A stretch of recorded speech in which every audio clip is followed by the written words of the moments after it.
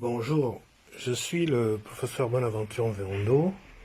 Initialement, je suis professeur de philosophie à l'université Omar Bongo et je connais les universités africaines parce que j'ai été non seulement recteur de l'université Omar Bongo, mais pendant 8 ans, j'ai dirigé le bureau Afrique de l'Agence universitaire de la francophonie et ensuite j'ai été vice-recteur de l'Agence universitaire de la francophonie pendant 8 ans aussi.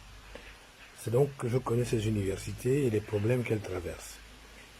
Si j'ai accepté d'adhérer à l'initiative e-mémoire en ligne, c'est parce que je crois que c'est un dispositif qui peut renforcer l'intégrité académique de nos universités.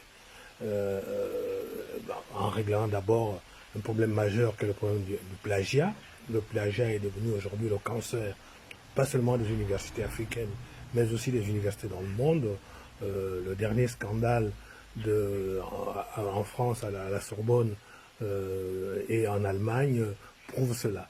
Mais ensuite, e-mémoire en ligne va donc permettre de partager le savoir-fait et surtout de faire en sorte qu'on sorte des études de type monographique liées à un cas, à un lieu, et permettre au fond de dégager des grandes idées, des grandes tendances qui peuvent permettre de capitaliser le savoir produit par nos universités.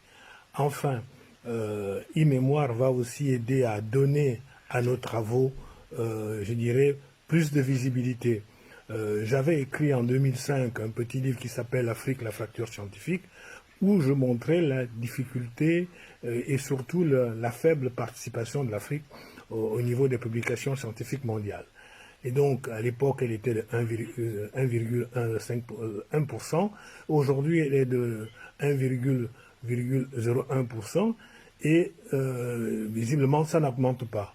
Or, en prenant en compte, je dirais, l'ensemble, je dirais, de la production grise, c'est-à-dire les mémoires, les thèses produites dans l'université, mais aussi les premiers essais, les premiers travaux élaborés par nos chercheurs, on va là avoir une visibilité plus forte et donc permettre aussi de répondre aux questions du développement de notre continent.